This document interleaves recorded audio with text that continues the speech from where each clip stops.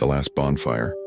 They say the forest doesn't take you all at once. Sometimes it waits, watches, then chooses. That's how it started. Or at least, that's the part I can say out loud. You probably won't survive this one, so before you get comfortable, take a moment to like the video and subscribe. But only if you genuinely enjoy what I do here.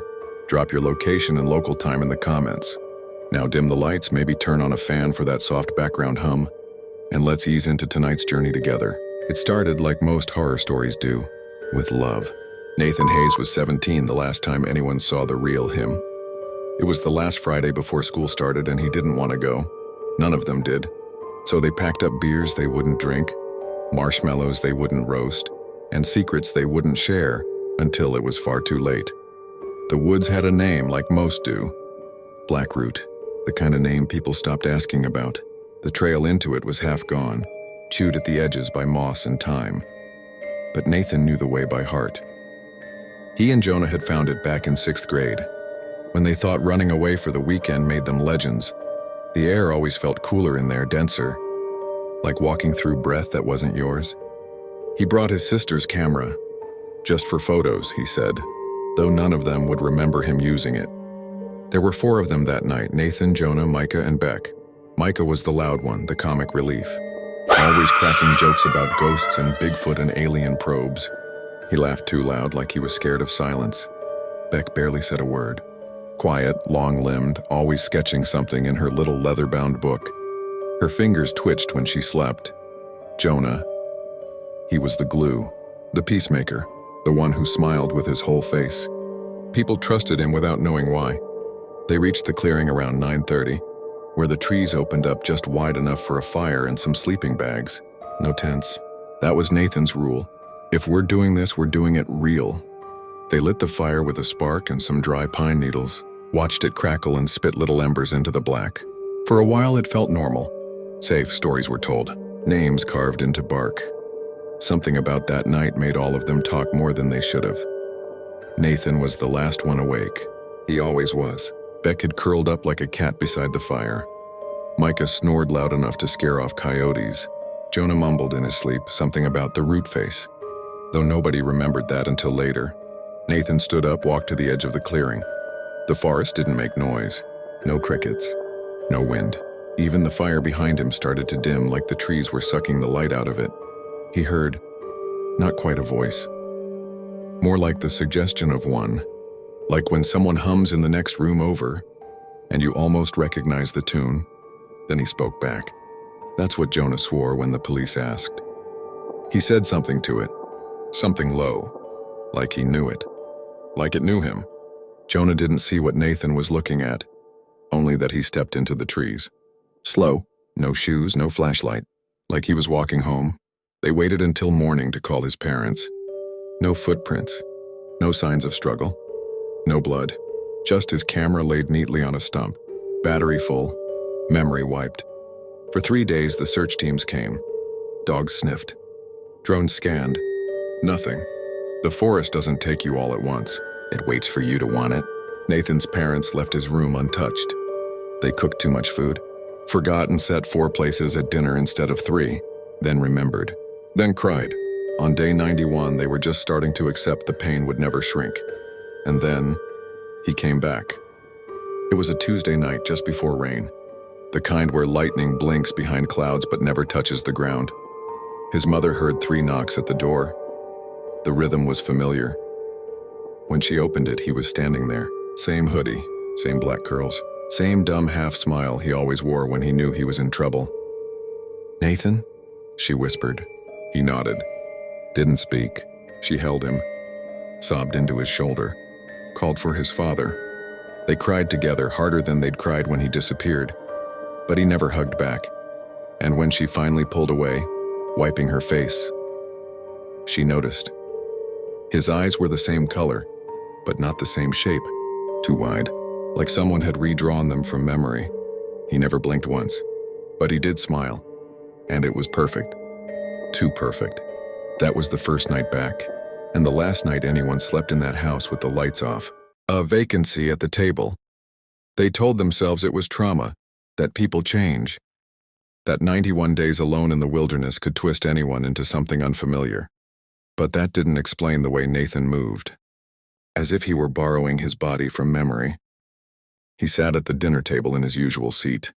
Quiet, polite, smiling. His mother made spaghetti, his old favorite. He twirled it with the fork like he knew how. But he didn't eat. Just watched the noodles sag and cool, like he'd forgotten what food was for. "Not hungry, sweetheart?" she asked, her voice careful and low, like she didn't want to startle him. He shook his head. Not a no. Just a side-to-side wobble like a puppet mimicking a human gesture. His father cleared his throat, tried to anchor the moment with questions. "Where were you, Nathan?" No response. "Do you remember anything? Any names? Places?" Nathan looked up, smiled again, then answered slowly. "They were kind. That was all. He spoke it like a memory or maybe a warning wrapped in warmth. Later that night, his mother checked on him. His room was pristine. Clothes folded like a showroom. Socks paired.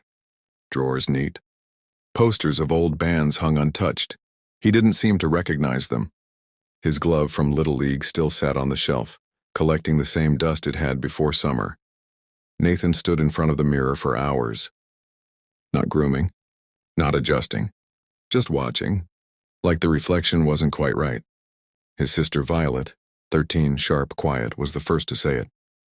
"That's not Nathan." Her parents hushed her. Told her not to say such things. Said trauma rewires people. She nodded.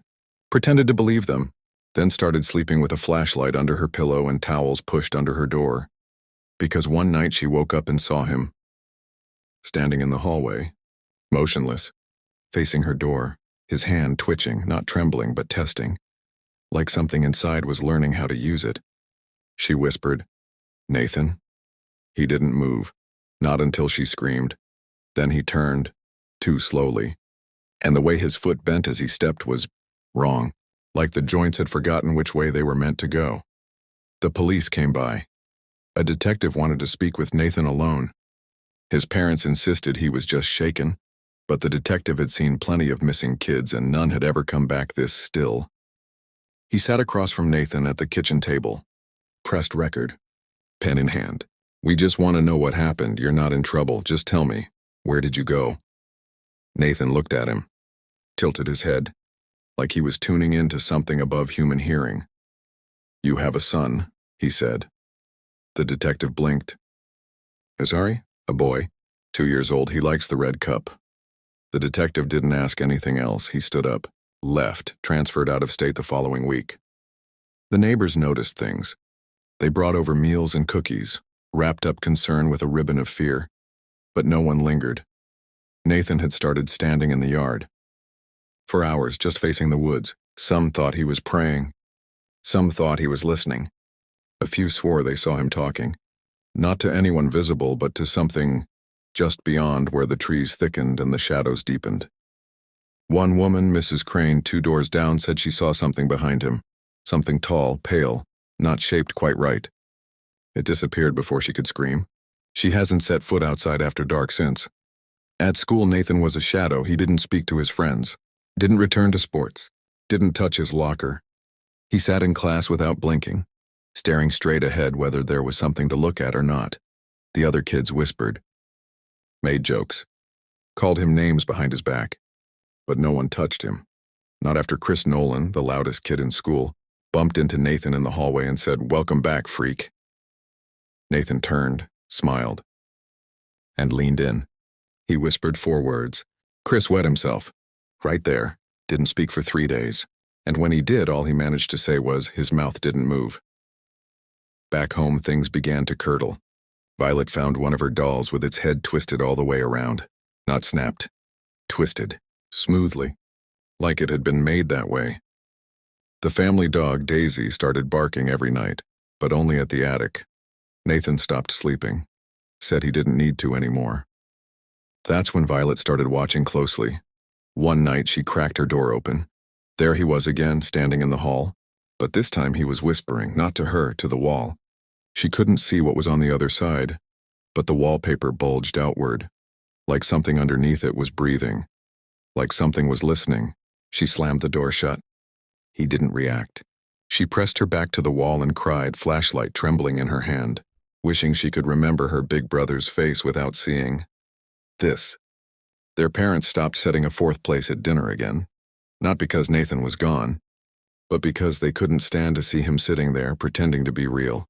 He'd mimic bites, smile at the right times, nod to questions, but he never ate, never chewed, and always watched, like he was trying to remember what being human meant, and behind his eyes was something that never blinked.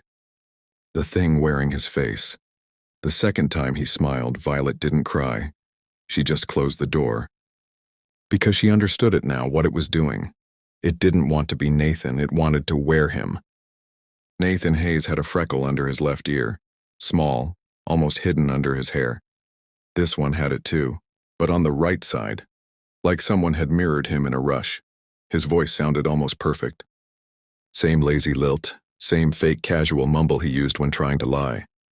But if you listened closely, the echo was wrong. Just a half beat off, like there was another voice behind it, whispering the same words with a delay. Violet tested it one night. Remember when we buried Dad's watch in the backyard? Nathan blinked twice, then said, "It was your idea." He was right. It was. But he forgot the most important part. They dug it up again a week later, found worms nesting in the gears. She waited.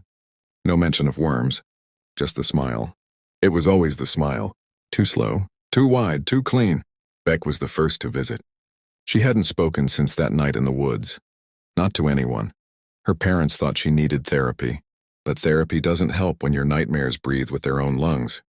She showed up at the Hayes front door on a Sunday morning. No call, no warning. Just stood there staring at the house, her knuckles white around that little sketchbook she always carried. Nathan opened the door. They looked at each other. 10 seconds, maybe 12. Then Beck dropped the sketchbook on the porch, turned and walked away. Didn't say a word. Inside the book on the last page was a drawing of Nathan, or something close. Same hoodie, same slouch, same curls. But the eyes were gone, just two dark pits dripping upward. Jonah was next. He called the house late one night, voice trembling. "I know he's back," he said, but something else came with him. Their mother hung up on him. She thought it was guilt. Thought Jonah was blaming himself. She didn't see what Violet did, she didn't want to, but Jonah knew. He said the forest had whispered to Nathan. Said he saw something crouch behind the trees the moment Nathan vanished. Something impossibly tall. Something with antlers made of rot and bone. Something that stared back with Nathan's face. The school called again. Nathan had stopped answering questions in class. Instead, he'd just watch, not the teacher, not the board. The windows. Every lesson. Every hour. Like he was waiting for something to arrive, or signal him. On Tuesday, he drew in the condensation with one finger. A spiral. Simple, precise, over and over. On Wednesday, he stopped going to class altogether, but nobody saw him leave the building. On Thursday, a janitor found him in the basement boiler room, sitting cross-legged on the floor, facing the wall. Just listening. When they pulled him out, he said, "The hum is almost ready." The family doctor ran blood tests. Said everything looked remarkably healthy, especially for someone who'd been missing in the wild for 3 months. No signs of infection. No frostbite, not even a scratch. When he tried to take a skin biopsy, Nathan laughed. Not like a kid, like a grown man, deep old wrong. Then he looked the doctor dead in the eyes and said, "I remember the color of your father's coffin." The doctor dropped the scalpel. His father had died when he was 10. Closed casket, no photos, he never called back. Never sent the results. It was Violet who finally cracked the memory card. The camera Nathan had brought that night had been wiped, or so everyone thought. But she'd borrowed a tool from her friend, some file recovery software. And something came back. Only one clip. No timestamp, just grainy night vision, the clearing lit by firelight. It was Micah filming. You could hear his breath, fast, excited. He pans across the trees, jokes about catching Bigfoot in the act. Then the camera shifts, and you see Nathan, standing by the tree line. Talking. To something. The frame jitters. Zooms, but even pixelated, it's clear. There's a shape across from him. Something tall. Narrow. Pale-skinned and faceless, it raises a hand and Nathan kneels. The clip ends there. Violet deleted it, but not before the image burned itself into her skull. Because whatever that thing was, it didn't move like anything from here. And when it raised its hand, its fingers bent backwards. That night, Nathan stood outside her door, knocking softly, rhythmic. 3 taps. Then silence. Then 3 more. She never opened it. Just held her breath and stared at the ceiling, counting heartbeats. 27 before the knock stopped. Another 12 before the hallway creaked. When she looked in the morning, there was something scratched into the paint on her door. A spiral, over and over, layered until it carved deep like a drill through wood, like it was trying to open something. The parents started cracking, the father drank, the mother prayed, they stopped asking questions. Stopped letting friends over, stopped watching the news. They just tried to keep the pieces from falling too loud. But the cracks ran deeper every day, because Nathan still smiled, still watched, still sat at the table every night, and sometimes he'd start humming, a tune no one remembered teaching him. Low, circular, like something digging through the melody of their minds, trying to find the right chord to open the door again. It began with the garage radio, old, dusty, covered in cobwebs. It hadn't worked in years. One night Violet heard it humming. Faint, soft, a broken tune beneath the static. She opened the door. The radio was silent. Nathan stood beside it. He didn't say anything, just smiled and gently closed the door behind her. The next day she noticed the radio antenna. It had been bent into a spiral. Later Violet tried recording him. She hid her phone behind a book. In the morning the phone was gone. In its place a folded napkin. Inside a charcoal message read, "I'm clearer in the dark." She never tried again. Nathan began to speak in his sleep. He lay still, eyes closed, whispering in strange rhythms. Violet listened through the wall. No words. Just sounds, clicks and tones that didn't belong. Once she thought she heard a voice say, "I notice you too." She stopped listening after that. By October, Nathan had changed. He barely ate, barely spoke. His parents sat him down. 3 chairs in a quiet living room. "Nathan," his mom said, "we're here for you." He smiled. Finally, he said, "You still remember the cold water, don't you?" She froze. Nathan stood up and walked to the hallway. Before he left, he said, "I'm not who you think I am. I just know what matters most." They asked Father Malcolm to visit. He sat with Nathan in the kitchen. They talked quietly at first. Then the words began repeating. Looping, faster. The priest left without a word. Later, Violet found the cross he left behind. It was slightly bent. That week, the phone rang every night. Exactly 3:33 a.m., no voice. Just static. Until one night, a calm voice spoke. "It remembers you too." Her mom unplugged the phone. But the next night, the TV turned on by itself. White noise filled the screen. And for a moment, Nathan's face appeared, smiling, mouth moving but silent. Then from the static, a whisper. "You don't need to watch to be seen." The dog disappeared. Only her collar remained, left at the edge of the woods. That night, Nathan stood on the porch, no shoes, no jacket, just staring into the trees until sunrise. Violet stopped using her headphones. Music felt wrong. Off-key, empty. One night she forgot. She pressed play. And in the middle of a song, her brother's voice asked, "Why do you hide behind sound?" She took the headphones off. After that, every soft hum, every fan, every moment of quiet felt like it was listening back. And sometimes, it whispered her name. What they found in the soil. The dog went missing first. Daisy, a 12-year-old beagle mix, slow but loyal. She never left the yard, never chased birds, never crossed the line where grass met forest, until one morning she was gone. No barking, no scratches at the door, just her collar, resting neatly near the tree line, tag facing up. Nathan didn't ask where she was. Didn't look. He just sat at the kitchen table, tapping his fingers in an odd rhythm. 3, then 2, then 5. Over and over. His father went out with a flashlight that night. Stood at the edge of the woods, calling her name until the neighbors turned off their porch lights. He came in shaking, but not from the cold. He said the forest didn't sound right. Didn't sound at all. By the weekend, the back lawn felt wrong. The grass was cold in the morning, even with no dew. A few patches near the trees had turned soft, like something had disturbed the dirt below. Sunday afternoon, the father went out with a shovel, said he needed to know. He started digging near the far edge where Daisy's collar had been found. 1 foot down, just black soil. 2 feet, a sour smell, faint but sharp, like burnt bark and something sweet gone bad. At 3 feet, the shovel hit something soft. He pulled it up. A hoodie, Nathan's old one, the one he'd disappeared in, folded neatly, clean, too clean. There was something inside the hood. A smooth stone, dark gray, spiral-shaped markings across the surface, faint like they'd been worn away over time. He brought it inside, quiet, called Nathan over. "This is yours." Nathan stared at the hoodie, then at the stone. Then he smiled. "You dug the right spot." His father said nothing, just placed both items on the kitchen counter and went upstairs. That night, he didn't come down for dinner. The hoodie stayed on the counter all evening. No one touched it. The air around it felt wrong. Violet walked past it once, and the hair on her arms rose before she even noticed. She leaned closer to inspect the spiral on the stone, and heard a sound. Not loud, not human, like breathing. But beneath the surface, behind the shape, she blinked and stepped away. Didn't look at it again.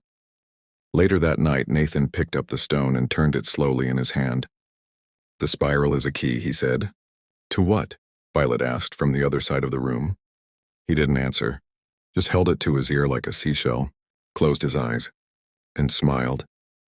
The next morning, the stone was gone. The hoodie, too. The mother asked if someone had moved it. No one claimed it. She checked the laundry bin, the closet, even the garage. Nothing. She walked back inside, tired, and found Nathan sitting in the living room, hands folded. "Why did you bury it?" she asked. Nathan looked at her calmly. "It wasn't mine. It was your hoodie." He nodded. "But they put it there." "Who?" He tilted his head. "You'll meet them soon." That night, the father dug again. He waited until after everyone was in bed. But Violet saw the porch light flicker on, watched from her window as he carried the shovel out into the yard. He moved farther this time, toward the fence line where the soil sagged slightly. It took less than 5 minutes before he stopped. This time, there wasn't a hoodie, just a set of small bones, clean, arranged carefully in a tight coil, not large enough to be Daisy, not shaped like anything familiar. He covered it up again without a word. Didn't tell anyone what he'd seen, but he started sleeping in his chair downstairs, with the lights on. The neighbors stopped coming over. Something about the way the Hayes' yard looked at night, too dark even under a full moon. Someone claimed they saw Nathan standing outside at 3 a.m., holding something in his hands, like a stick or a pole. When they looked again, he was gone. But the next morning, 3 small stones had been placed on the neighbor's porch steps, stacked in a triangle. Mrs. Crane moved away the next week. Violet asked Nathan about the forest. "What's in there?" He paused. Then for the first time in weeks, he answered plainly. "Not what, who?" She waited, but he didn't explain. Instead, he asked her a question. "Do you ever feel like someone's calling you when you're dreaming?" She didn't respond. Didn't need to. Because yes, she did, more and more. The voice was soft, and it sounded like Nathan. The following Sunday, her father put the house up for sale. No discussions, no argument. Just a sign planted in the yard by sundown. Nathan watched him do it from the porch. Didn't protest. Just smiled, the same way he always did, like he already knew how the story ended. That night, something scratched at Violet's window. She lived on the 2nd floor. She didn't open it. Just sat frozen in her bed, watching the shadow shift just enough to know it wasn't the wind. By morning, it was gone, but the glass had fogged from the outside. One word written in the center. Soon. The deer don't run anymore. Blackroot Forest always had deer, small, cautious, quick to vanish. Hikers used to spot them in the distance, slipping through the trees like ghosts with hooves. You'd see the flick of a white tail and then nothing. Gone before you could reach for your camera. But this fall, they stopped running. It began quietly. A jogger mentioned it in passing, said a buck stood in the middle of the trail and just stared, didn't spook, didn't move. He clapped, stomped, even shouted. Nothing. Just a tilt of the head, And those wide, steady eyes. Soon more people noticed. Small groups of deer started lingering by the tree line behind the Hayes house. Not at dawn, not at dusk. Midday, they'd stand in the open, unmoving. 6, sometimes 8 at once, all facing the house. The neighbors joked at first. Maybe Nathan's a deer whisperer. Then someone said it looked more like a vigil, and the joke stopped.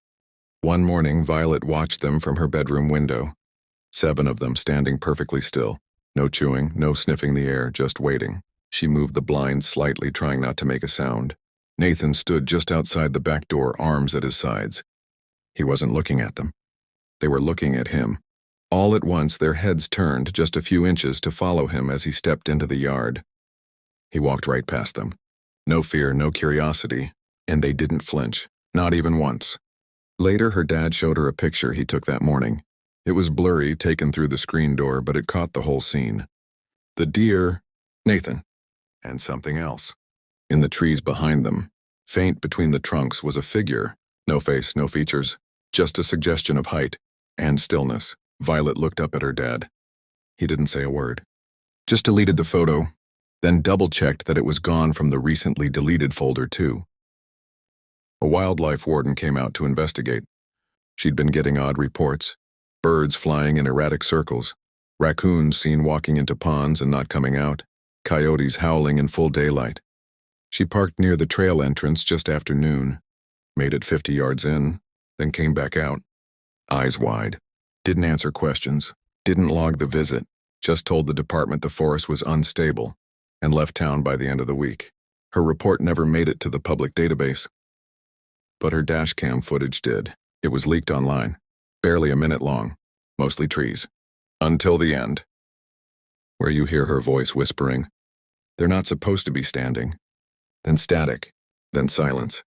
The deer began to show signs of change. One was spotted with a scar that ran in a perfect spiral along its flank. Another had no tail, just smooth skin where it should have been. Someone swore they saw one with eyes too far apart. Not wrong, just off. Like its face had been redrawn from memory. They stopped following trails, started appearing closer to town, always near the forest's edge, always in clusters. Jonah called Violet. First time in weeks. He didn't even say hello. Have you seen the deer? Violet answered. They're outside the window right now. He exhaled sharply. They're not deer anymore.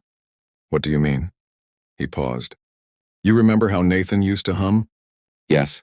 I heard it in the woods. One of them made that sound. A long pause. Then he added, don't let them get close. That night, Violet checked the backyard again. There were 5 deer now. Closer, just a few feet from the porch. And in the middle, one slightly taller than the rest. Its antlers didn't branch out. They curved inward. She closed the curtains. Didn't look again until morning. When she finally did, the yard was empty, but something had been left behind. Not footprints, not fur. Just a smooth, spiral-shaped pattern in the soil, pressed down into the earth like a mark or a message. No claws, no hooves, just the shape. The following day, Nathan didn't go outside. He sat by the window instead, staring, not at the trees, at the sky. And for the first time, Violet felt something new.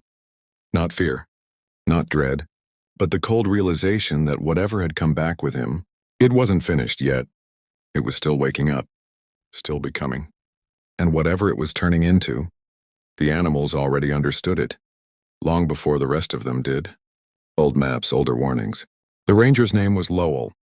He was the kind of man people forgot existed until they needed someone to explain why a road had been closed since 1984. Lived on the edge of town, kept his cabin clean, and his stories cleaner. Most folks thought he'd moved away years ago.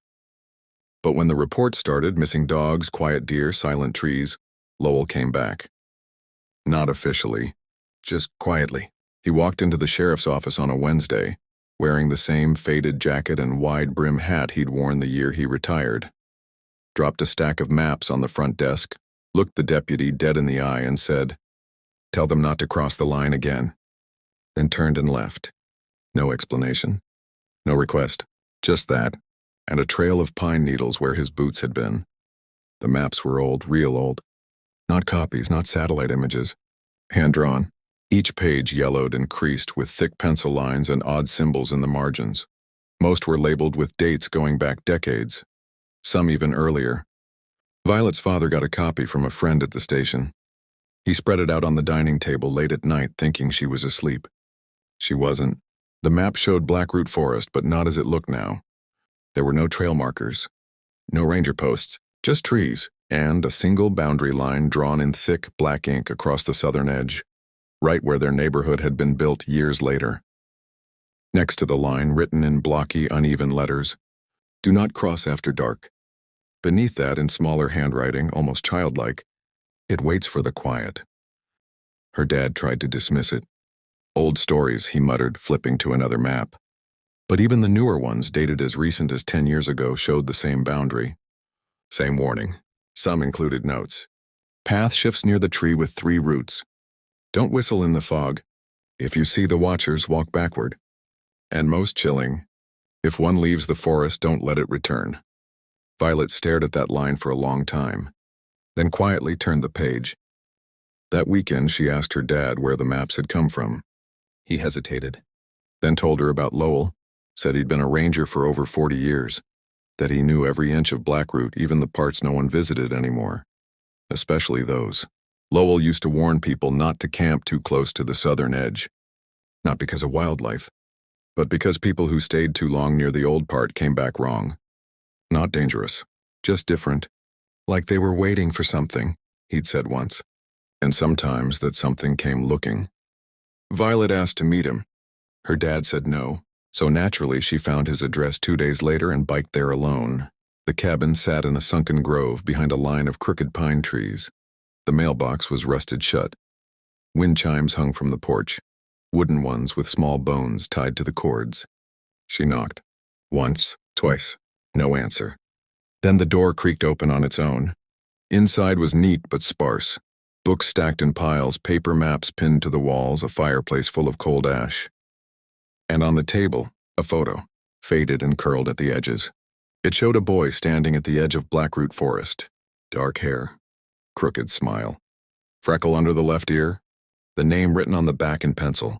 Nathan Hayes, age 9. Violet froze. This photo wasn't from their house, and the handwriting wasn't hers, or her parents'. She stepped back, heart thumping, just as a voice came from the corner. "You're not supposed to be here." Lowell stepped out of the shadows, holding a worn flashlight in one hand and a coffee mug in the other. Violet stammered, "That's my brother." Lowell didn't look surprised. He just nodded slowly.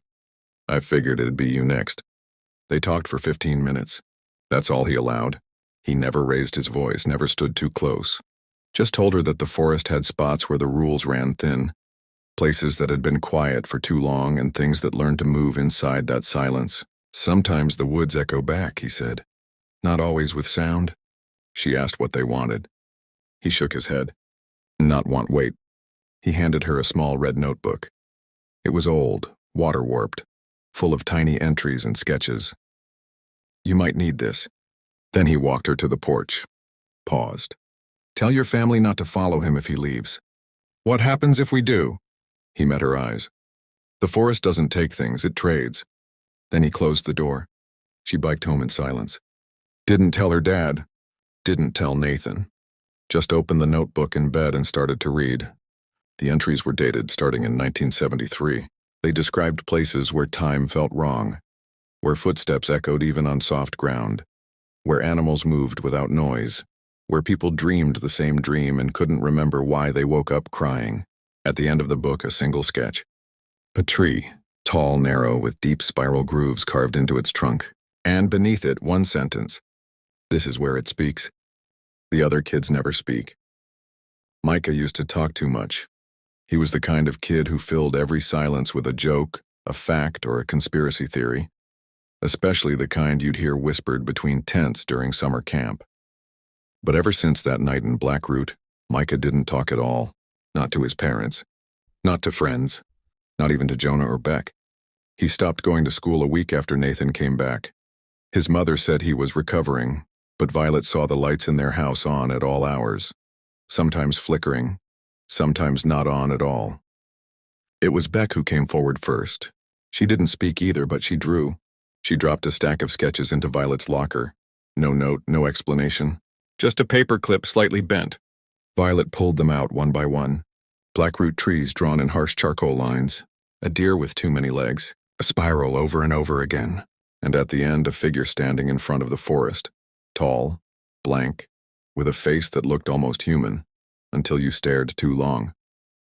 It wore Nathan's hoodie, but its arms bent the wrong way. Jonah didn't return her messages at first, but one night just after midnight her phone buzzed with a single text. "Can you meet?" They met behind the middle school near the old bus loop. He looked different, thinner, older. His eyes darted too much and his hands wouldn't stay still. "I don't have much time," he said. Violet asked where Micah was. Jonah hesitated, then shook his head. "He sees too much now. Doesn't blink unless someone makes him." She waited. He didn't explain. Just looked over his shoulder. "What happened that night?" she asked softly. For a long time he didn't answer. Then finally, Nathan was the first to hear it. "We thought he was sleep-talking, but he wasn't asleep." Jonah said it started around the fire. They were all laughing, talking, trying to forget that school was starting in 3 days. Then Nathan got quiet, said something about needing to see it before it closed. Beckett asked what he meant. Nathan just stood up and walked into the dark. No flashlight, no shoes, just gone. Jonah ran after him. Didn't catch up. He swore the trees moved. Swore they bent away from Nathan, parting for him, like they knew he was coming. "I stopped running after I saw the light," Jonah said. "It wasn't fire, it wasn't anything." He rubbed his temples. It was like someone was holding up the moon and shaking it.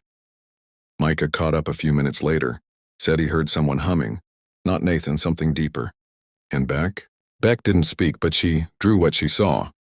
A tree taller than the rest, twisted into a spiral. At its base, something crouched. Long fingers tucked beneath folded legs. A face hidden beneath bark or bone. Waiting. Nathan stood in front of it, smiling. And then, he vanished. Jonah said the search teams never looked in the right place. They looked around the trail, but Nathan didn't go down the trail. He turned to Violet. "He went through." Violet frowned. "Through what?" Jonah didn't answer. Just handed her something small. A button, faded blue, a thread still clinging to its hole. "I found it at the base of the spiral tree," he said. It was his. She looked down at it, turning it over in her palm. Cold, smooth, wrong, like it had never belonged to a real jacket. Like it had grown there. The next day, Micah's house went quiet. His mother left in the middle of the night. Packed a bag, left a note on the counter, and didn't say goodbye. When the landlord came by to check on them, he found Micah sitting in the living room. Alone, lights off, staring at the corner. The landlord tried speaking to him. Micah didn't blink. Didn't turn. Just tapped his fingers. 3, then 2, then 5. Over and over. They sent someone to check in on him. But he wouldn't leave the house. Wouldn't sleep in a bed. Wouldn't eat from a plate. Just sat day after day, looking into that same corner like something there still whispered back. Beck left town 2 weeks later. No goodbye. Just a drawing taped to Violet's front door. It showed a person with no face.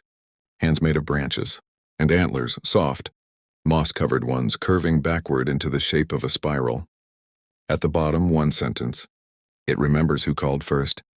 That weekend, Violet caught Nathan humming again. This time, she listened. Carefully. And realized something. He wasn't humming alone.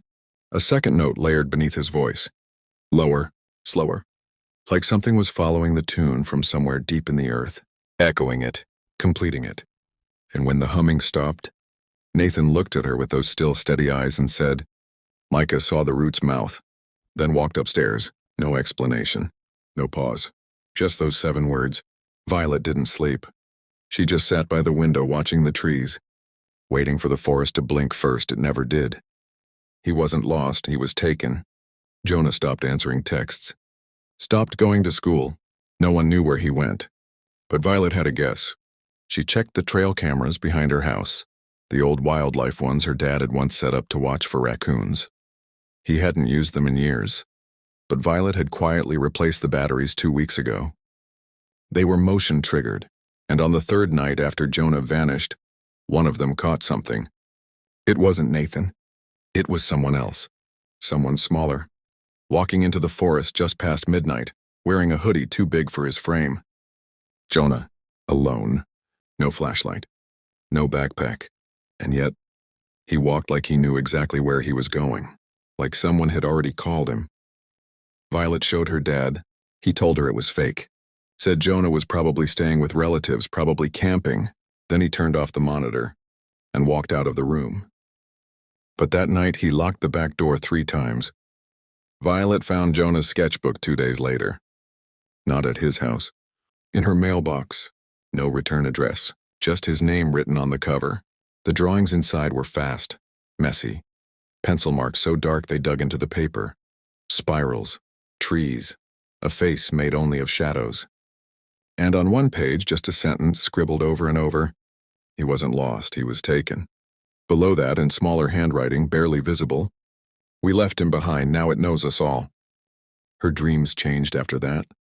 She stopped seeing Nathan, started seeing the tree, tall, spiral-carved, still as a statue. In the dream, she stood in front of it barefoot, the ground soft and damp.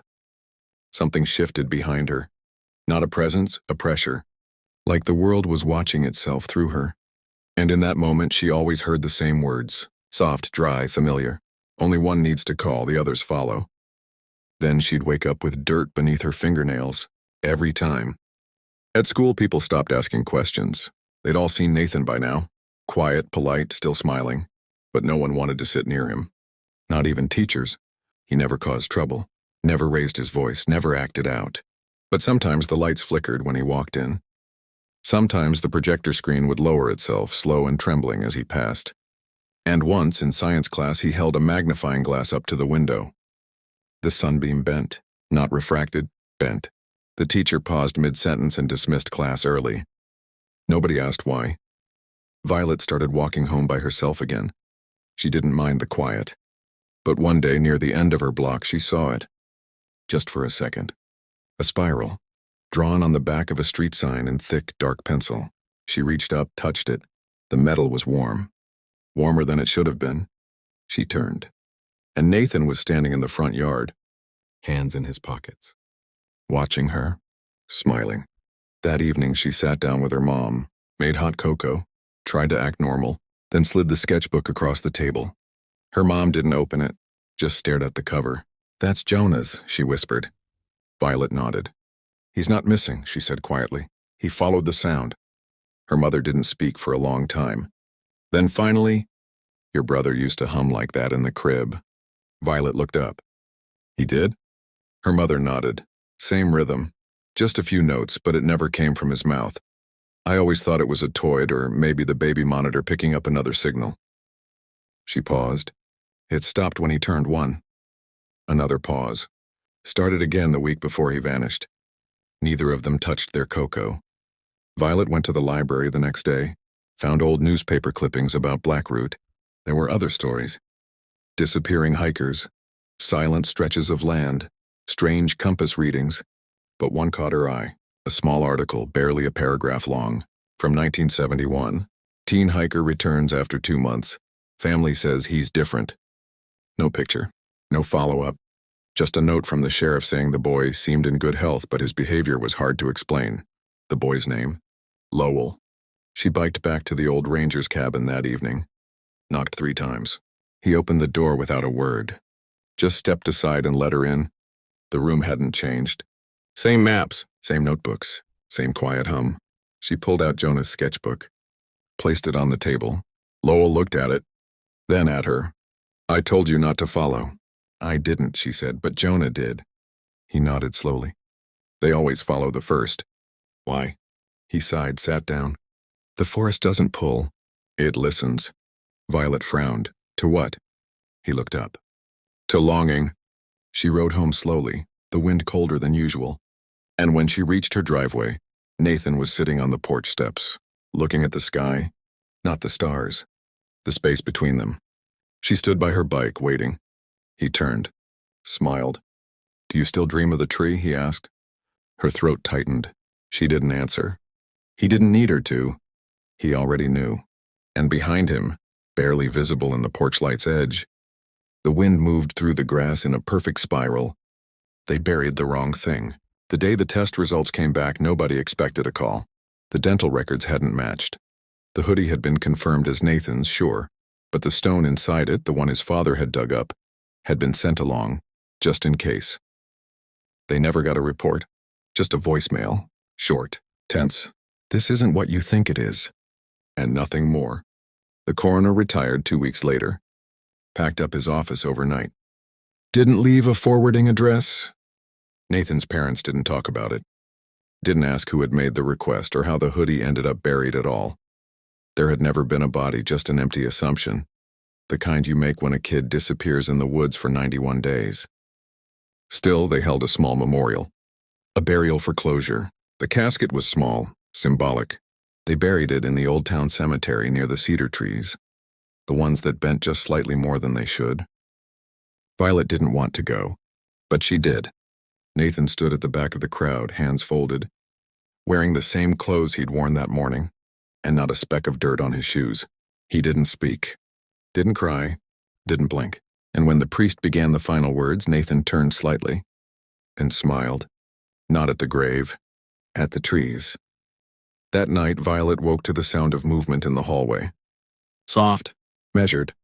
She opened her door just a crack, saw Nathan at the end of the hall, staring into the mirror, just staring, no blinking, no twitch. Then he spoke, but not aloud. His lips didn't move. The words came like a whisper inside her ears, even from across the room. They buried the wrong thing. The grave was disturbed 3 days later. Not vandalized, not dug up with tools. Just opened. Neatly. Cleanly. No footprints around it, no signs of force. The ground above had been turned aside like the pages of a book. Folded, not broken. The casket, gone. Not shattered. Removed. Violet's father saw the news online. Didn't tell the family, just closed his laptop and unplugged the internet router for the weekend. A few days later, Violet checked the mailbox. Inside was a folded photo. No envelope, no note, just a picture of the same grave. Taken at night, lit by something faint and unnatural, blue-white and low to the ground. And beside the open earth, a handprint, not dug in, pressed gently into the soil, long fingers, too long. That evening, Violet confronted Nathan. He was sitting at the kitchen table, tracing invisible shapes on the wood. Spirals, always spirals. You went there, she said. He looked up slowly. Eyes calm, flat. It's not where I belong. She swallowed.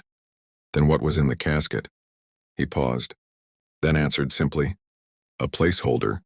Violet leaned closer. For what? Nathan tilted his head. To keep the soil from forgetting the shape. She backed away, not out of fear, but because she didn't understand what it meant and she had a feeling he didn't want her to. Her mom had a nightmare that week. Woke up screaming, drenched in sweat, clutching the edge of the mattress. She wouldn't say what she saw, only that it smelled like pine and warm stone. That morning, the attic door was cracked open. No one had been up there. No one should have been able to reach it. A single spiral had been drawn into the dust on the floorboards. With a fingertip, Violet looked through the sketchbook again. The red one Lowell had given her. She hadn't made it to the last page yet. Now she did.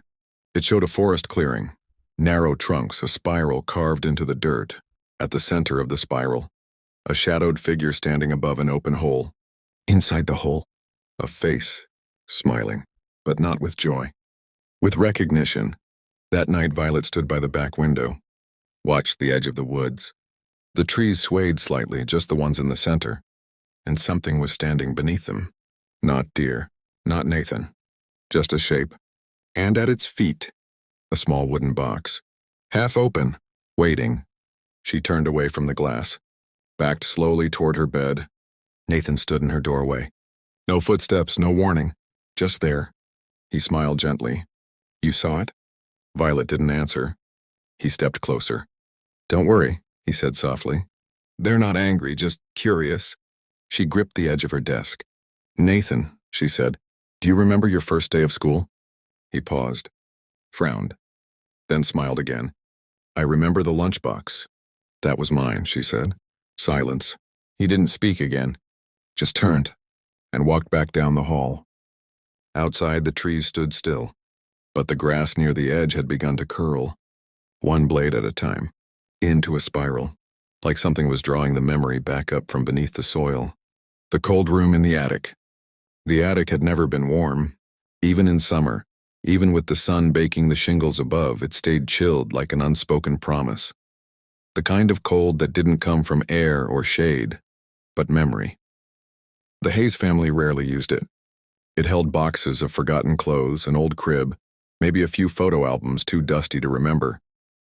There was no insulation, just wood beams, and that strange, slow draft that never seemed to move anything but was always there.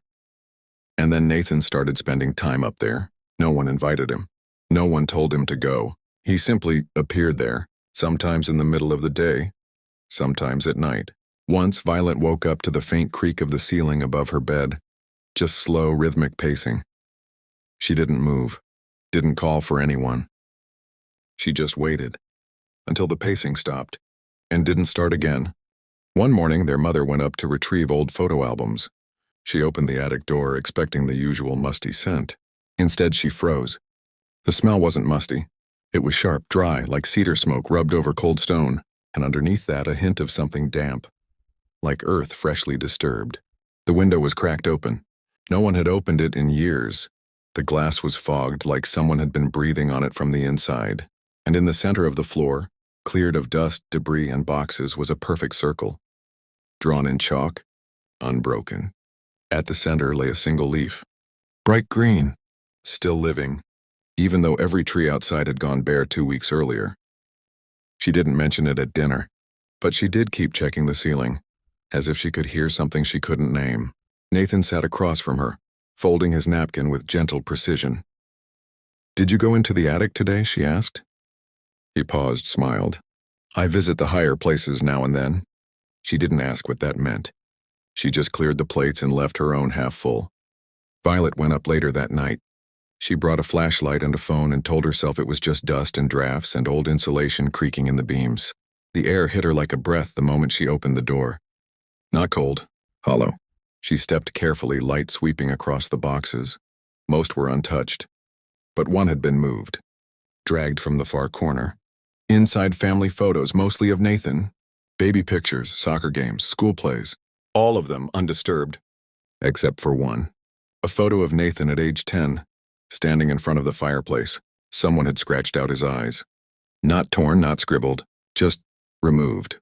Cut with something sharp. She dropped the flashlight. When she bent to pick it up, the light caught something just beneath the floorboards. She pried up a loose slat. Inside was a nest, woven from string, torn fabric, dry grass, and something pale and smooth. Bone? No. Carved wood. A small figure, roughly shaped like a person, spiral carved into its back. She replaced the board. Didn't tell anyone. Didn't sleep. In the mornings, the attic window began to fog. Even when it was sunny. Even when the rest of the house stayed dry. Sometimes she found shapes in it. Marks, as if someone had pressed their fingers into the glass from the inside, then wiped them away before she got too close. And once, a single word drawn faintly, faded by the time she blinked. Open. The cold started to spread. It began at the ceiling, a slow seep of chill into the walls. Then the hallway felt it. Then the bathroom. The vent above Nathan's room began to drip. Not water. Not quite. It left faint white rings where it landed, almost chalky. Their dad called someone to check the HVAC system. The specialist opened the vent, looked inside, and quietly packed up his tools without saying a word. He left before finishing the job. Never sent a bill. Nathan spent more time in his room now, or in the attic. Sometimes Violet would find him sitting on the stairs, eyes closed like he was listening for something beneath the wood. She asked what he was doing once. Measuring the silence, he whispered. Why? To see if it still fits. She didn't ask again. One morning, all the mirrors upstairs were fogged. The hallway, the bathroom, her own. The windows, too. Inside each one, barely visible, was a shape. Outlined in breath. A tall figure. Head bowed. Arms too long. Antlers rising, curving inward. Not real. Not yet. Just suggestion. Just warning. Violet avoided the attic after that. But the cold didn't avoid her. At night, her room chilled faster than the rest of the house. The heat still worked, but not in her space. It was like the warmth bent around her, like she was being set aside for something, like the house was waiting, and the forest was listening. A face at the window. The first time Violet sleepwalked, no one noticed. She woke up standing at her window, forehead pressed to the glass, fingers splayed like she was trying to hold something out, or maybe let something in. It was 3 a.m. The yard was empty. Her breath had fogged the pane in a neat oval, perfectly centered like she'd been staring through a camera lens. She backed away slowly, heart pounding, toes numb against the hardwood floor. Then she looked down. Her hands were dirty, as if she'd been digging. She didn't tell anyone, but the next night she pushed her dresser in front of the window before bed. Just in case, in the morning the dresser had been moved 3 inches to the left. Not dragged, lifted. There were no scrape marks on the floor. It kept happening. She started waking in strange places. Hallways, bathrooms, once at the bottom of the stairs with the front door wide open behind her. But the window was always the same. It pulled her. No matter where she woke, she always ended up there, looking out, searching for something, or someone. One night she left her phone recording, placed it on the desk, angled just right to capture her bed and the window beyond, watched the footage the next morning, fingers trembling. At 2:46 a.m. she sat up, eyes closed, got out of bed slow, dreamlike. She walked to the window, paused, then whispered something. The mic didn't catch it, too soft, but her breath fogged the glass again, and behind her, just for a second, the hallway lights flickered. A tall shadow crossed the doorway, too slow to be natural, too smooth to be real. She started staying awake with the lights on, tried earplugs, tried music, nothing helped, because the pull wasn't sound, it was something else, a kind of gravity, coming from the trees. One morning she checked the window frame. There were faint marks in the paint, lines etched by nails or a blade just at the edge of the glass, like someone or something had been carving from the outside. Not letters, not symbols, just vertical lines, 16 of them, spaced evenly, like a countdown. Nathan noticed. "You sleep lighter now," he said one morning over breakfast. She didn't reply. He smiled. They like that. Later that day, she covered the window with tape and cardboard. Layers, thick enough to block everything. That night she woke standing in front of it anyway. The cardboard was untouched, but she could feel the cold on the other side. A soft breeze, not from any vent, but something real, waiting. She went to the backyard in daylight, trying to prove something. Anything. No one else was home.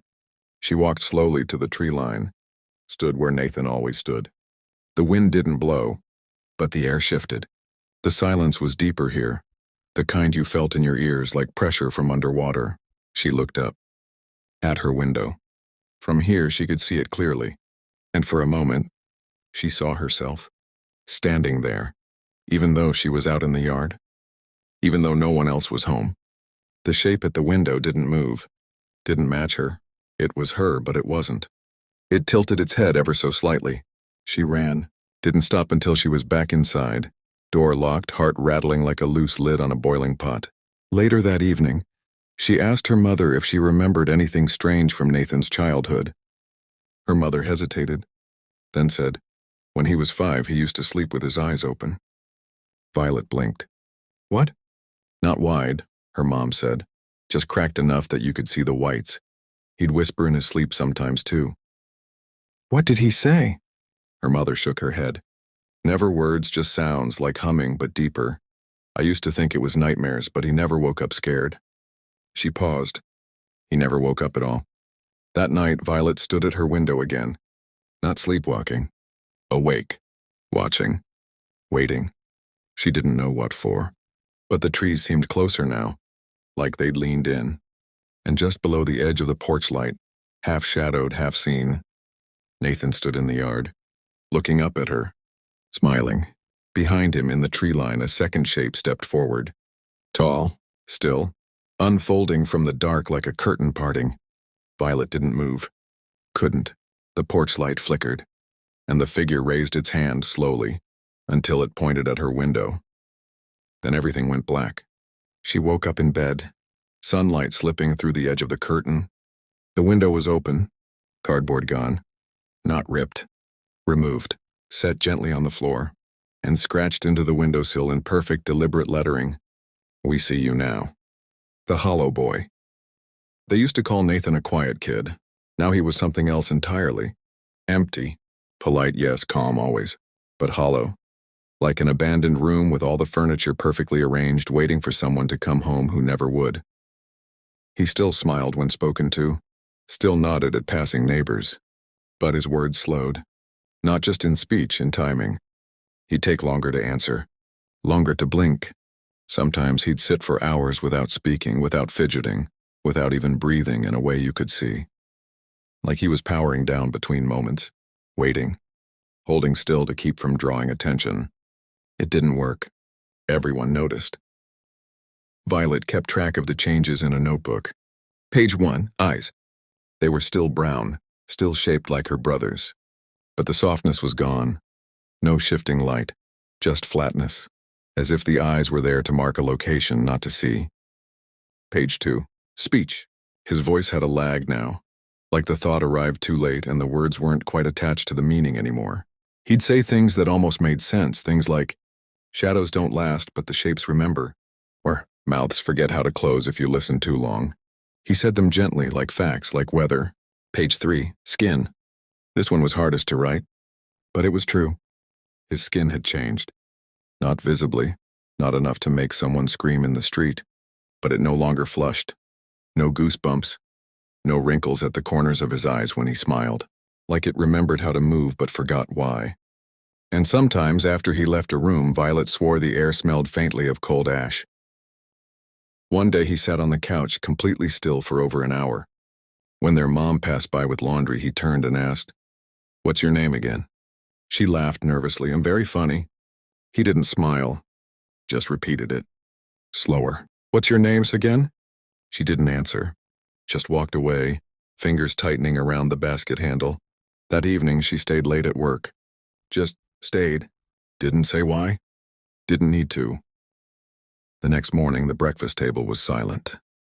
Nathan sat with an empty bowl in front of him. He didn't eat. He never did anymore. But he moved the spoon. One slow circle. Over and over. The sound of metal on ceramic was soft. Too soft. Like it didn't want to be heard. Violet reached across the table, took the spoon gently from his hand. He didn't resist. Didn't react. Just stared at her. Eyes wide. Unblinking. "Are you still in there?" she whispered. He tilted his head. "Is anyone?" That afternoon she tried to show him old photos. Family albums. Birthday parties. Halloween costumes. She pointed at each one, told him stories. He nodded, watched her lips, but never looked at the photos. Not once. When she placed a picture of the two of them at age 9 in front of him, smiling, arms covered in mud after building a dam in the creek, he frowned, then pushed it away, and said without looking up, "The person in that picture doesn't remember this house." Later she caught him in the bathroom mirror, just standing there, watching himself. Mouth slightly open. She didn't want to startle him, so she leaned on the doorframe and waited. After a minute he said softly, "Did you know reflections blink slower than we do?" She didn't respond. He turned to her. Sometimes they blink first. The neighborhood kept its distance. No one rang the doorbell anymore. Deliveries were left at the curb. Even the mail carrier sped up at their driveway. And still Nathan walked the same circuit each day. Backyard, porch, living room. Sometimes he stood at the front window for hours. Looking out, not at anything. Not watching. Remembering. One night Violet asked him about the forest. "What's in there?" He paused. "Not a what," he said. "It's a place that forgot to stay quiet." "What does it want?" He thought for a long moment, then said, "It doesn't want. It just calls. And someone always answers." She shivered, then asked, "Why you?" Nathan blinked once. Too slow, because I listened long enough. That night Violet had the dream again. The spiral tree, the pressure behind her. Only this time the voice spoke directly. "You opened the window. That's enough." When she woke up, her room smelled like pine and old paper. And Nathan's door was open, even though he always kept it shut. Inside, the walls were bare, the closet empty, the bed untouched, and on the windowsill scratched deep into the paint. The rest of me stayed behind.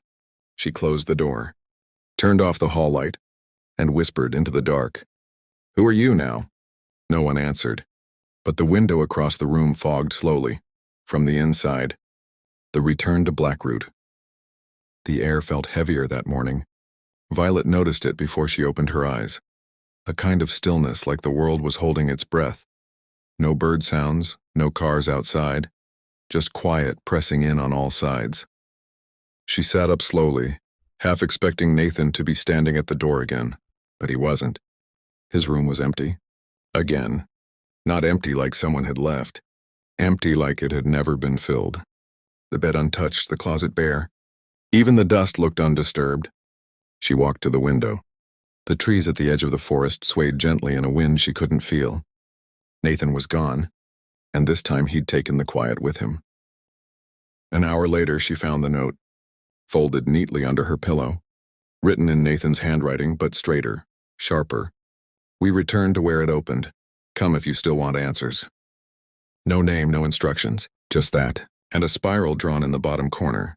She sat with it in her hands for a long time, then picked up her phone. Jonah was already there, waiting. Beck never came back. Micah hadn't spoken in weeks. That left Violet and Jonah. They met at the trailhead where the woods began to narrow, and the sky faded into branches. Jonah looked thinner, eyes darker, but he didn't hesitate. "Are you sure?" he asked. "No," Violet said, "but I'm going anyway." He nodded once, and they stepped in together. The path was still there, but wrong. It twisted more now. Bends that hadn't existed before. Roots that curved like ribs underfoot. The air was warm, then cold, then still, like the forest couldn't decide what season to be. The light changed too. Slanted and gold one moment, then gray and dim the next. There were no animal sounds. No footsteps behind them. But Violet kept checking anyway. Every so often, Jonah would point to a tree, whisper something under his breath, then keep walking. She didn't ask what he saw. She didn't want to know. They reached the clearing just before dusk. The fire pit was gone. So were the stones. The grass had grown in smooth spirals, low and thick like braided moss, and in the center stood a tree that hadn't been there before. Tall, narrow, its bark peeled in curled strips revealing grooves spiraling upward like threads pulled tight. Violet stepped closer. The ground underfoot felt warm, soft, and as she neared the tree the smell hit her. Pine, ash, and something floral. "Almost sweet, almost," Jonah whispered. "This is where we lost him." She turned to him. His face was pale, eyes glassy. "He said something to it that night," Jonah murmured. "Before he walked in, I never told anyone." "What did he say?" Jonah looked at her. "He said, 'You found me.'" Then he took a step back. Then another.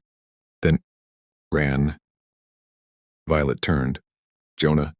But he was already gone, crashing through the brush, vanishing between the trees without a sound. She didn't follow. She just stood there, in the center of the spiral, in front of the tree. And the moment she exhaled, the wind picked up. Just once, long enough to shift the leaves, and reveal the figure behind the tree. Tall, still, not hidden, just waiting. She froze. It didn't move, didn't threaten, didn't breathe. But in her chest something pulled, like a thread inside her was being tugged gently forward. And for the first time she understood. It wasn't chasing anyone. It was remembering. And she had brought it more to remember. The sky darkened fast. Violet stepped back. Her heel hit something soft. She turned. At the base of the tree, a shoe, small, faded, one she hadn't seen since Nathan was 9. Lying next to it, his red wristband from camp. Clean, untouched. Like someone had just set it down. She picked it up. The spiral was etched faintly into the plastic. She whispered his name. No answer. But the trees rustled once, like they were listening. She left the clearing without looking back. Took a different path. Didn't run. Didn't speak. When she reached the trailhead again, Jonah was gone. No footprints. No text. No call. Just silence. And the faint sound of humming. Coming from the trees. Her name, carried on notes she almost recognized. Almost. She walked home as the sun disappeared. Lights flicked on in windows around the block. Normal things. Dinner tables, dogs barking, distant laughter. But when she reached her house, she paused. The porch light was off, and the front door was open. Just a crack, waiting. Antlers in the dirt. The porch light clicked on by itself. Just one flicker, then steady glow. Violet stood on the front steps for a long time watching the crack in the door. It hadn't moved. No sound came from inside, but the air pressed against her chest like she was walking uphill, every breath a little tighter than the last. She nudged the door open with her foot. The house was quiet. No footsteps, no TV, no smell of dinner. Just the hush of something too patient, too still. She found her mom in the living room, asleep in the chair, arms folded. The blanket on her lap had fallen to the floor. The TV showed a frozen frame, Nathan's face, a photo from his 12th birthday, cake on his nose, wide grin. She blinked. The image flickered, shifted. His eyes moved, just a little, like the screen wasn't paused at all. She turned it off. Gently woke her mother. "Did you hear anything?" Violet whispered. Her mom rubbed her eyes. "What time is it?" "Almost 8. I just closed my eyes for a second." Violet nodded. Didn't say anything. She glanced toward the hallway. Nathan's door was shut, but the attic stairs were down. That night, Violet stayed in her room. She listened to the house breathe, the creaks and soft groans of a home settling after sunset. But beneath those, something else. A rhythm. Not loud, just steady, like something pacing on the roof. The next morning, news spread fast. A wildlife warden had gone missing. Left for a routine call about a coyote sighting out near the edge of Blackroot. Never checked back in. What the search team found instead made them stop looking. Violet heard about it from a kid at school, then saw it on the local site herself. Photos weren't released to the public, but someone leaked a text from a deputy. Just one sentence. They were facing the wrong way. That afternoon, Violet biked to the edge of town, to the patch of land just outside Blackroot, where tall grass met marsh and animals sometimes wandered too close to the roads. She found the spot by instinct. The air was different there, still stuck like time was paused. The ground dipped slightly, soft and damp from last night's rain, and in the clearing, circles, not carved, formed, small mounds of dirt, each one topped with a stone or branch, and around them, antlers, dozens, some tangled, some whole, arranged in perfect rings, all curving in like petals folding inward toward a center that didn't exist. Everyone faced east. Violet stepped forward slowly, heart pounding without urgency, like it was bracing for something it already accepted. The air buzzed faintly, not with sound but with expectation, like the clearing itself was listening. She crouched at the edge of the nearest ring, noticed something on the ground beneath the largest antlers. A ribbon, faded red, the kind used at county fairs. Printed on it, barely legible, "Participant, Summer Hike 2011. She didn't need to touch it to remember. Nathan had won that ribbon when he was 9. Behind her, something shifted in the grass. She didn't turn, just whispered, "Is this where you've been?" No answer. But the wind picked up, and every antler in the circle trembled just once, as if nodding. She stood, walked carefully between the rings back toward the trees. As she passed, the scent of pine grew sharper, cleaner, and she saw it just for a second. A figure standing in the tree line. Not Nathan. Not human, but wearing his shape. Too tall, too still, and behind it rising into the twilight, antlers, wide, pale, spiraling inward like hands folded over a secret. It didn't move, didn't threaten, but the message was clear. This wasn't an accident. It was a pattern, a loop, and something had finally stepped out of it. She biked home slowly, eyes watching the edges of the street. Every bend in the sidewalk looked like a spiral now. Every shadow felt shaped. And when she got to her house, the front lawn was covered in fallen leaves, but only in a perfect circle around the porch. The rest of the yard was untouched. She stepped inside without knocking. Nathan sat at the kitchen table. His hands were folded, his eyes closed. He looked peaceful, for once, and when she passed him, he whispered, "Markers helped them find the doorway again." She didn't ask what that meant. Not yet, because outside something had left a gift. She found it just before bed, set gently on the porch wrapped in clean cloth. An antler. Small. Curved, the spiral etched deep across its base, and beneath it on the wood, It doesn't walk on legs anymore. The voice beneath the floorboards. At first it sounded like the pipes, soft clinks, occasional groans, the harmless creaking of a house that had survived too many winters. But the sound was too regular, too rhythmic. Violet first heard it under her bed.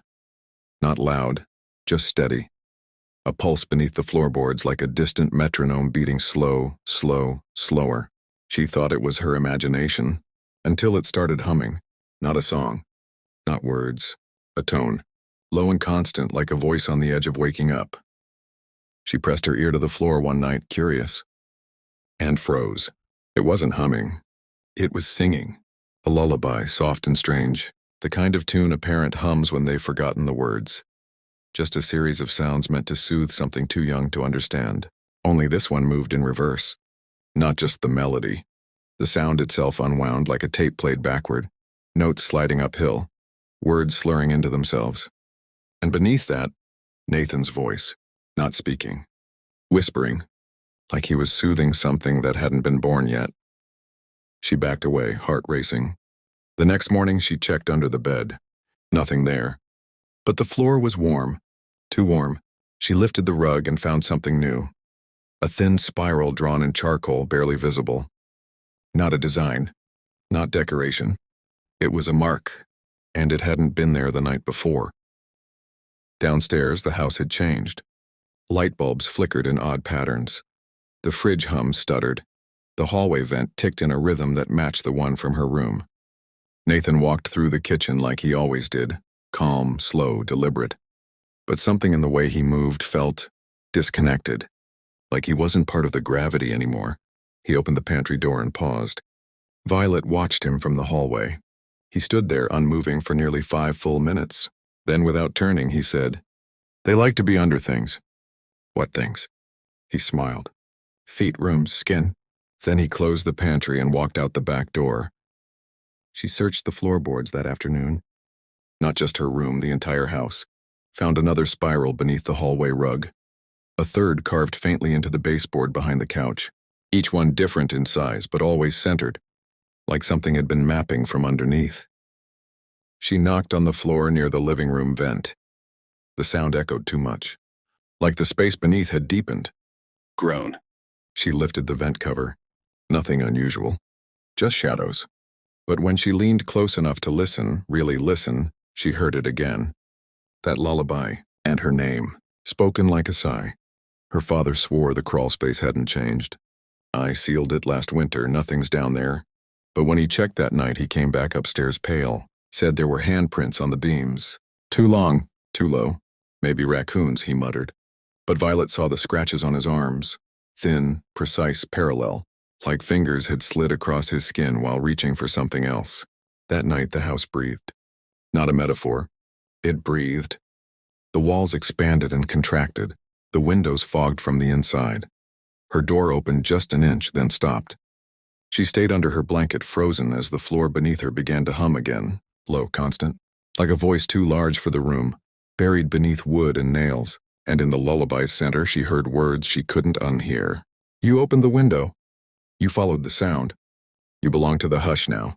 In the morning, her shoes were damp. No leaks, no rain, just moisture from the soles as if she'd walked through dew-soaked grass in her sleep. She peeled back the hallway rug. The spiral beneath had grown, wider, sharper, no longer drawn, carved, as if the floorboards had shifted on their own, following the groove. And just outside Nathan's door, a second set of carvings had appeared. Not spirals this time. Footprints. Wide. Toes too long. She ran to the attic looking for the red notebook. It wasn't where she left it. She tore through boxes, lifted lids, flung aside old jackets. Then near the base of the attic wall under a pile of old curtains, she found it. Open, and beside it, drawn in chalk on the wood floor, a doorway. Not a literal one, just an outline. Tall, narrow, spiraled at the edges. A single word written above it. Soon. When she climbed back down, Nathan stood at the bottom of the stairs. Head tilted. Not angry. Not confused. Just studying her. "Do you feel it now?" he asked. Violet swallowed. "Yes." He nodded slowly. "They're almost through." She didn't ask who or what, because part of her already knew. And beneath her feet, the house hummed louder. Not like a song, not like a warning, like a welcome. What the ranger did. Lowell had always been quiet, but after Nathan returned, he went silent in a different way. The town hadn't seen him in weeks. He stopped going into the hardware store, stopped calling the sheriff's office with those vague, unsettling warnings. But one night, under a moon too bright for comfort, he showed up at the forest's edge, dragging a metal gas can behind him, and something wrapped in canvas. Violet watched him from her bedroom window. Didn't know it was him at first. He moved slower now, older, as if he'd already walked miles before stepping into view. But she recognized the shape of the ranger's hat, recognized the way he knelt in the grass, whispering to the dirt like it could answer back. At dawn, smoke rose through the trees. Thin, pale, wrong. Not from firewood, not from leaves. Something deeper. The local station said there was no reportable blaze. No threat to nearby homes, but for 3 days the forest smelled like old cedar and oil, and all the deer were gone. Violet didn't see him again until the following week. She found him sitting on the bench near the old baseball field, the one no one used anymore, overgrown with vines. He held a burned journal in his lap. Only the spine remained. When she sat beside him, he didn't look up. Just said, "I thought it would stop it." She waited, then asked, "What did you burn?" "The tree?" She froze. "The tree?" He nodded once. "I found it again. Same place it's always been and yet never was. I brought gasoline, matches, wrote symbols in the dirt just like we were told." "Did it catch?" He smiled, bitter. "It took the fire, drank it like a thirsty thing." "And then?" Lowell shook his head. It laughed, not out loud, not sound, just something in the air that made the flame bend backward. He took a long breath. Fire doesn't work there, because time doesn't follow rules in that clearing. Violet looked down at the blackened book. Its edges still crumbled when touched. "What do we do?" He finally turned to her and said gently, "We don't do, we remember, we tell someone else. That's it? Until it decides to go quiet again." That night, Nathan didn't come to the table, didn't appear in the hallway, didn't hum. The house was still, not peaceful, just paused, like it was waiting for a cue. At midnight, Violet opened the front door and stepped into the yard. No wind, no sound, but the trees were glowing faintly, as if remembering sunlight, and the spiral marks in the dirt had grown larger, wider, connected now, like a web being drawn from memory. In the morning, her father was gone. No note, no suitcase, just an empty chair at the table, and his coffee mug still warm. Her mother didn't cry, didn't speak, just stared at the space he left behind. Violet found his shoes by the door. One had soil on the heel, pale fine soil, like the kind near the spiral tree. She didn't tell her mom. Not yet. Later that day, the porch wood splintered slightly near the edge. She leaned down to check it. Found a small charm embedded between the boards, something carved from a soft antler tip, spiraled and shaped like a key. She picked it up, felt the cool weight in her palm, then heard footsteps on the stairs behind her. Nathan stood there, smiling. He didn't say anything, didn't need to. The charm pulsed once in her hand, soft and warm, like a heartbeat not her own. That evening, she asked her mom if she remembered the tree, the one from the old trail, the one with carvings no one talked about. Her mother went quiet, then said, "Your brother used to sit under it, said it made him feel calm." Violet nodded. "Did you ever sit there?" "No." "Why not?" Her mom didn't answer, but her hands shook as she washed the dishes. The following morning, the town woke to the sound of sirens. A house on the other side of Blackroot had burned down. Completely, but no other homes were damaged. No trees caught fire, just that one house in the middle of a clean circle. The fire chief called it controlled but unexplained, and the foundation, once cleared, revealed something unusual, a spiral drawn into the concrete. Thick, precise, blackened but untouched by flame, as if it had been there before the fire ever started, before the house had even been built. That evening, Violet returned to Lowell's cabin. The door was ajar. Inside, every map was gone, every book removed. Only one thing remained on the table, a new notebook. Blank pages except the first. On it, When the tree speaks, silence won't save you, but stories might. She tucked the notebook into her jacket. Outside, the wind shifted again. Not cold, not warm, just deliberate, and somewhere behind her a branch creaked, like something stretching after a long rest. Not everything that comes back should. Nathan stopped pretending altogether. No more school. No more family meals. No more quiet nods in the hallway. He didn't vanish, he didn't shout, he just stayed, like a statue placed in the wrong part of the house. Some mornings Violet found him sitting in the living room staring at the fireplace. Other days he stood in the backyard facing the woods unmoving for hours. The smile didn't fade. It just lost its purpose. It became neutral, like a shape he no longer needed but hadn't bothered to remove. The neighbors had stopped asking questions. The cranes were gone. Mrs. Langley put her house up for sale. Even the mail was being redirected now. Carriers never made it past the curb. The street went quiet, not just silent, hushed, like the air itself had been asked to keep a secret, and everyone obeyed. One day Violet stood at the end of the driveway, looked out across the street. The houses seemed smaller now, less certain. The sidewalk spiraled with fallen leaves, not scattered, arranged. And in the center of their front yard, something had started to grow.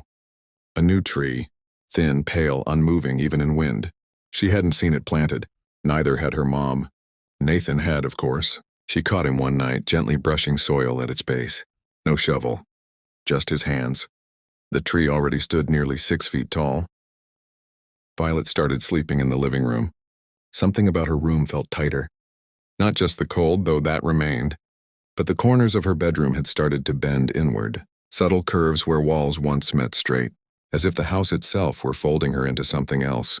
She'd close her eyes and dream of spirals opening in the sky, of voices echoing through trees that didn't cast shadows, of Nathan smiling without a face, and always that tree, standing at the center, watching her with no eyes. Her mother began packing.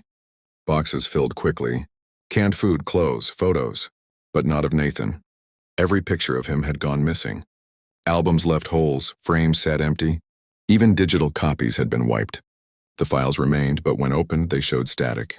White noise, a still frame of the spiral, blinking faintly in the background, as if the memory had been overwritten by something older, something closer to root than to person. Violet confronted him once. Asked directly, "Why are you still here?" Nathan turned slowly. "You let me in," he said, as if that were all the answer needed. "I didn't," she whispered. "You followed the song." He stepped closer. "And now something else follows you." She backed away, but he didn't move further. Didn't reach. Just added, "They only need one." Then he returned to the window, stared out into the trees, and waited. The new tree grew faster than it should have. By the end of the week, its branches stretched past the porch. No one watered it. No one touched it. Yet the bark looked worn, like it had been standing for years. And its trunk curled, gently, faintly, in a slow spiral upward. Violet pressed her palm against it once. It felt warm, and beneath her hand a pulse, a rhythm. 3 beats, then silence, then 5, over and over. She convinced her mother to leave that night. No arguments, no panic, just a quiet understanding. They packed 1 bag each. Violet grabbed the notebook, the charm, and the photo, the only one left of her and Nathan, age 7, standing under a tree that wasn't supposed to exist anymore. They opened the door together.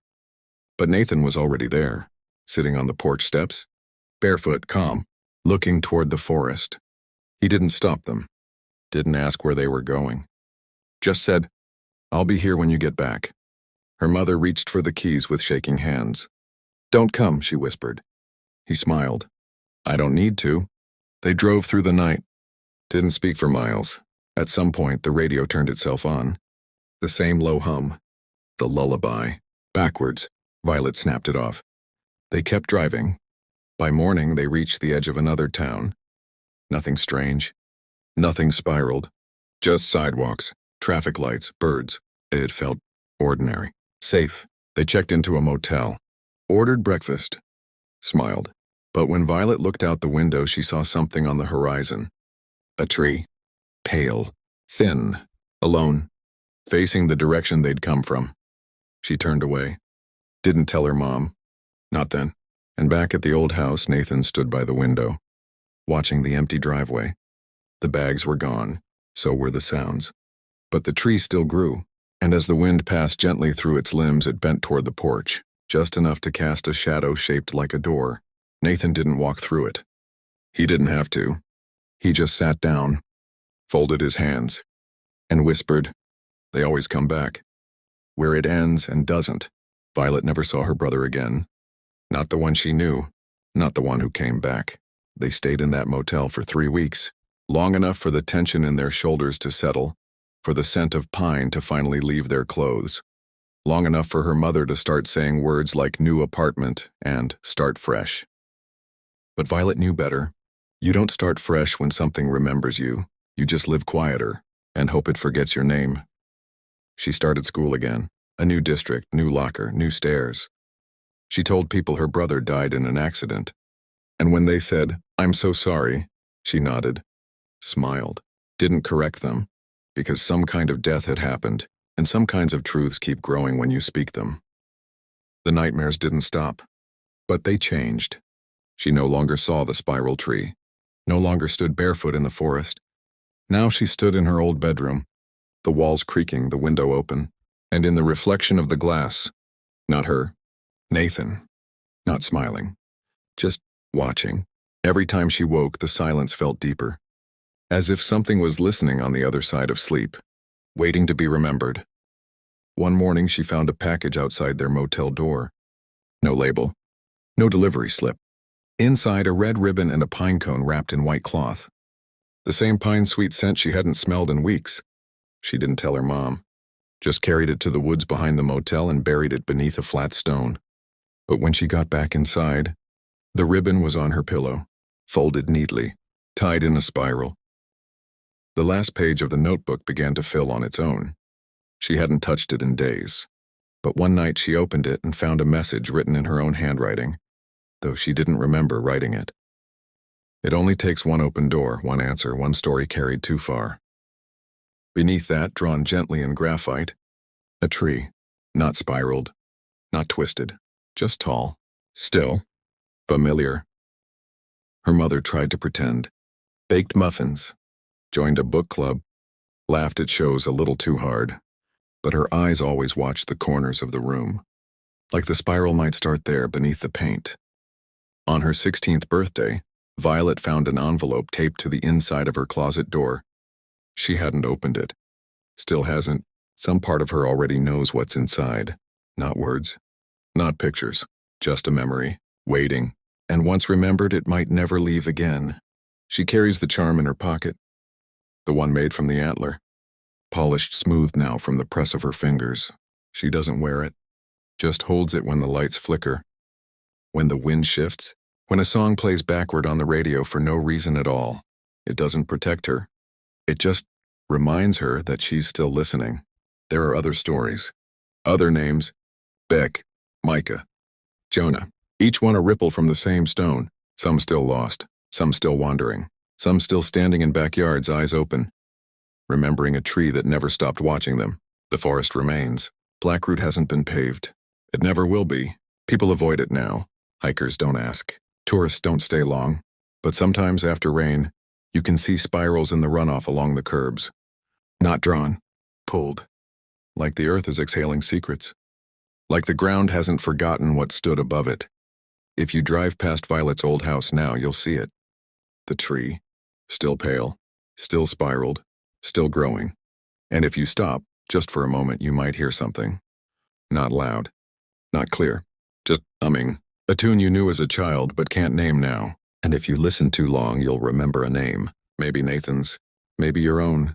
But something will know you listened, and the spiral will begin again. Just like it always does. You made it to the end. But don't celebrate too loudly. Some stories aren't meant to close. They echo, whisper. Wait, so if you dream tonight of trees that bend the wrong way, or windows that fog from the inside, don't open them. Don't answer. Don't follow the sound. And whatever you do, don't hum, not even once, because something is always listening, and it only takes one note to find its way back in.